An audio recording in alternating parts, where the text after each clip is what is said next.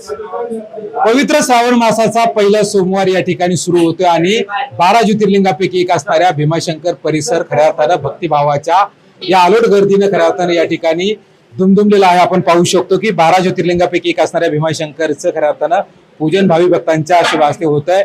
या पार्श्वभूमीवरती लाखो भाविक भक्त 15 किलोमीटर पर्यंत वाहनांची रांग असेल तर 2 ते 2.5 किलोमीटर या ठिकाणी भाविक मोठ्या संख्येने आले।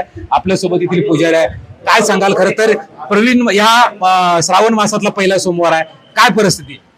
यम डाकिनी शाकिनी का समाजे सदैव भीमादिपद प्रसिद्धम यम डाकिनी शाकिनी का समाजे निषेव्यमाणं विशदा शनैश्च सदैव भीमादिपद प्रसिद्धम तम शंकरम भक्ती नमामि।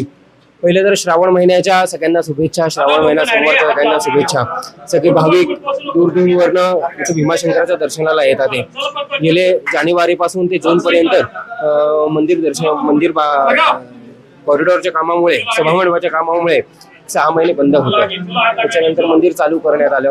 चालू केल्यानंतर काही सीमित वेळेकरता सकाळी 6 ते 11 या वेळेकरता मंदिर चालू करण्यात आले होते। श्रावण महिन्याच्या पहिल्या दिवशीपासून मंदिर हे पूर्ण वेळ दर्शनासाठी आता चालू करण्यात आलेलं आहे। त्याचा लाभ भक्तांनी घ्यावा।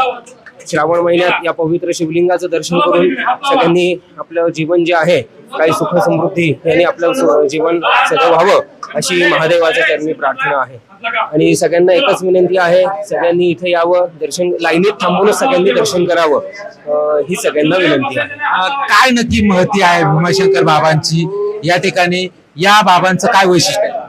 असं आहे, हे ज्योतिर्लिंग तुम्ही बघत असाल तर शिवलिंगामध्ये 2 भाग आहेत, शिव आणि शक्ती। असं अर्धनारेश्वराचं स्वरूप हे भीमाशंकरचं आहे। आपण कुठेही फोटोमध्ये बघतो अर्धनारी स्वरूप जे आहे हे भीमाशंकर स्वरूप आहे। त्रिपुरासुराचा वध करण्यासाठी शिव पार्वती हे एक रूप झाले, भीम रूपामध्ये त्रिपुरासुराचा संहार करण्यात आला। विश्रांती जी जागा आहे, युद्ध झाल्यानंतर विश्रांतीसाठी बसले, ही विश्रांतीची जागा आहे महादेवांची। त्या शिवलिंगामध्ये तुम्ही पाहत असताल उजव्या साईडला शिव, डाव्या साईडला पार्वती, असं हे अर्धनारी नटेश्वराचं स्वरूप आहे।